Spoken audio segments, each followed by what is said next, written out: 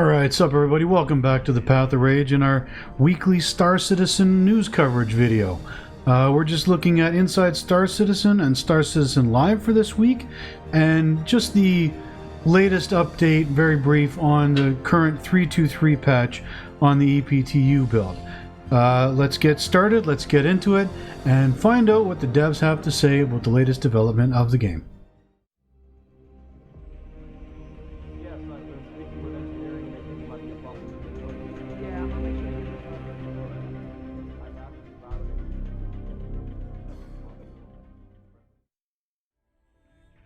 Starting off with Inside Star Citizen, they focused on Arena Commander this time around, confirming that there have been new maps added for Arena Commander itself, including 5 for racing, both on planet and out in space. They added a 6v6 mode between two A2 starships that will allow players to test the engineering gameplay, as they are using this to test how larger ships will behave in combat situations once the new engineering system is fully brought online. Along this lines, there's also a second mode with a single A2 that's up against a squadron of Gladius fighters as well. Again, testing out how durable the ships are with the new engineering system added, with players repairing it, that kind of thing. The engineering gameplay has also been brought into the free flight mode, so players can jump in and test it out and find the various repair and engineering points on different ships throughout the verse, get to learn the locations and whatnot. Again, all to test out engineering. This is obviously tier 0, and as the dev said, more features will be added as this system is further fleshed out going forward. Private lobbies in Arena Commander are now going to be replaced with custom lobbies, which will allow players to set up a gaming session however they want, with whatever parameters that they allow, and allow grouping properly with other players for multi-crew and whatnot. Again, it's just replacing the private lobbies with a bit more functionality. Voice over IP has been added to Arena Commander as well, and as I mentioned in one of my previous news videos for Star Citizen, your custom character that you create now is also now your character in Arena Commander. Before, it used to just be the default. Now it's whatever gorgeous abomination that you've created in the character customizer, that's what you're going to bring into Arena Commander. They've also added a couple of new badges, like the one for playing all of the experimental modes. I think the other one was for Pirate Swarm, finishing Pirate Swarm. The Gun Rush mode has had more weapons lists added to it, so that players will get a chance to use different guns through different matches going forward in Gun Rush, which, by the way, is a very fun mode. I like that in every other game I play. Star Citizen is no different. I highly suggest it. If you just want something quick and fun, pull out a gun and shoot people, hey, go for it. Gun Rush is a fun mode. Pirate Swarm will also be switching out the 2 javelins that it currently has for 2 Idrises based on prior patch feedback. Overall, I think the biggest thing to be looking into and talking about regarding Arena Commander right now, as nice as, you know, the master modes were, testing it out in that, as cool as it is to have more racing maps and all that kind of stuff, honestly the biggest thing is the engineering and being able to test just how that will work now. One thing it's definitely showing off, that we've been talking about a lot in the Evo chat and offline on Reddit and stuff, that not offline but off of Spectrum, is that having the engineering, especially in the big ships, it definitely is going to make solo piloting those big ships absolutely impossible. You will never be able to pilot and fight the ship and fight with the ship while also repairing the faulty and damaged systems online. Whether or not AI NPCs will be able to do that is a wildly open question for all of us right now. We will have to see in the future. That is kind of the idea, but we can already see from how this playtest is going how complicated this might be just at the beginning. Yes, they will streamline it. They will make it more functional and fun, but it's still time consuming. And again, it will absolutely make piloting a capital ship, or even not a capital, but a close to a capital ship size ship solo, practically impossible. I think actually this is a good change. It's going to turn capital ships into capital ships that require dozens or hundreds of people to pilot. This is the way they should be. I like the fact that they're going along with this. We'll also offer some really cool gameplay for people who want to be like engineers and whatnot. I'm looking forward to seeing where they go with it. In the meantime, let's move on to Star Citizen Live. Star Citizen Live was all about the user interface. Personally, I would have liked a bit more on the cargo refactor. That's a really important thing, or even maybe a focus more on the engineering, but it's all about the UI.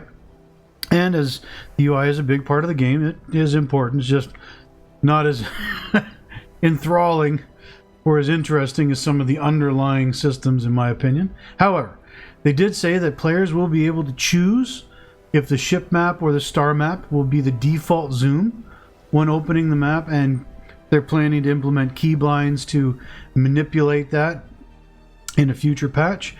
A search bar for points of interest is intended, but it's not currently being worked on. It is something that they plan, though. Absolutely. It's just not in the current development state, just for reasons of time. The devs pointed out that a Squadron 42 feature being complete, even though it's going to be brought into the persistent universe, doesn't necessarily mean it's complete for the persistent universe, because the game modes both have a very different focus. There's also the added fact too that development of the features for Squadron 42 still push the development of the PU forward, and vice versa. So we will be getting things that are brought from Squadron. They can't just be plug and play into the PU. There is some finagling and some finesse and programming that has to go on to line up the two differences in the game modes, one being single player, one being an MMO.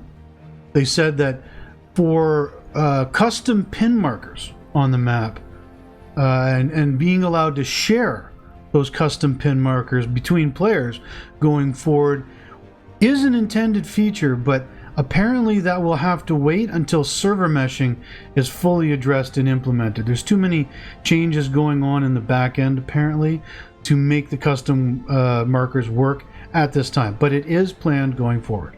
When asked about the UI being hard to read at times because of the focus on making it look holographic, they talked about the difficulty of making the UI look both cool and actually usable by the player. And at this point in time, most of the conversation had been, more to the point, question, answer with a brief expanding, but fairly to the point.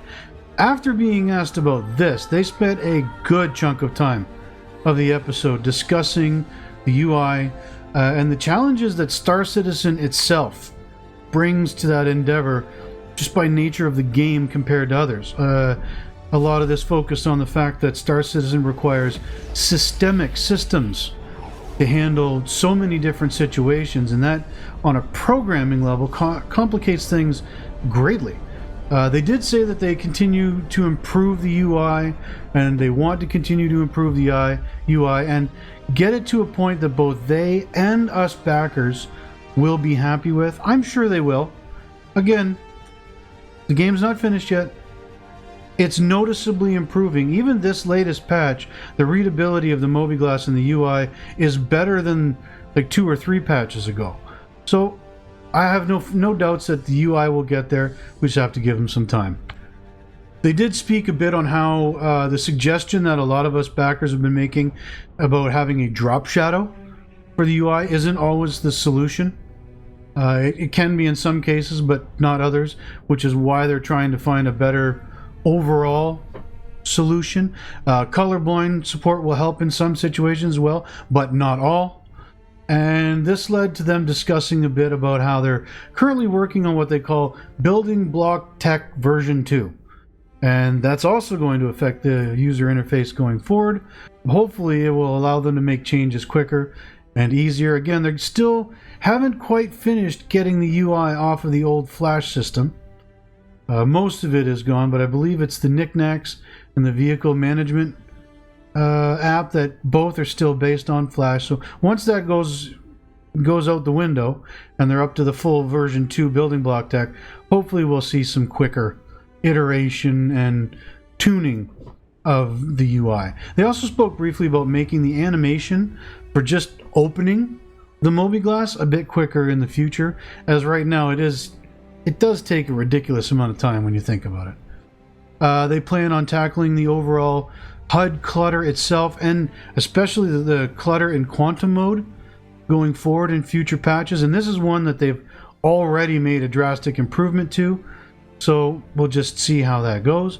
The chat will be getting a patch soon as well to make it more legible, and they did mention the fact that at least finally the chat is scrollable, so you won't have to miss anything. I do like the upgrades to the chat window right now in 3.2.3, so I think they're on the right track. And they're currently working on a new design for the compass and coordinate system. Again, all dependent on other systems and how they work together. And finally, the last little bit I wanted to mention was the current 3.2.3 patch. As of the recording of this video on Monday afternoon, there is currently a patch planned for later on tonight, if it passes the quality gates, that should open up to Wave 3 as well. So more people will be able to get their hands on this build.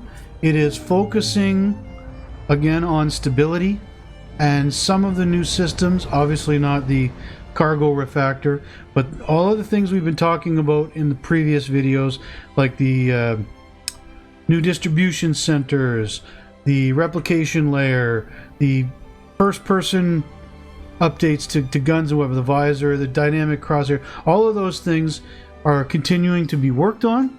They're being improved. Again, I can repeat myself, what I've said the last few patches, or I can just give you an idea that things are still working the way they are. Server connections can be a mess, frame rates can be a mess. It's still Evocati patches, folks. Anyone who's looking at 3.2.3, wanting it desperately to go live, thinking that it's going to fix all the problems of the game, prepare to be disappointed. It's drastically better in many, many ways, but you're still going to fall through floors. You're still going to have quests that are broken, or just don't work at all.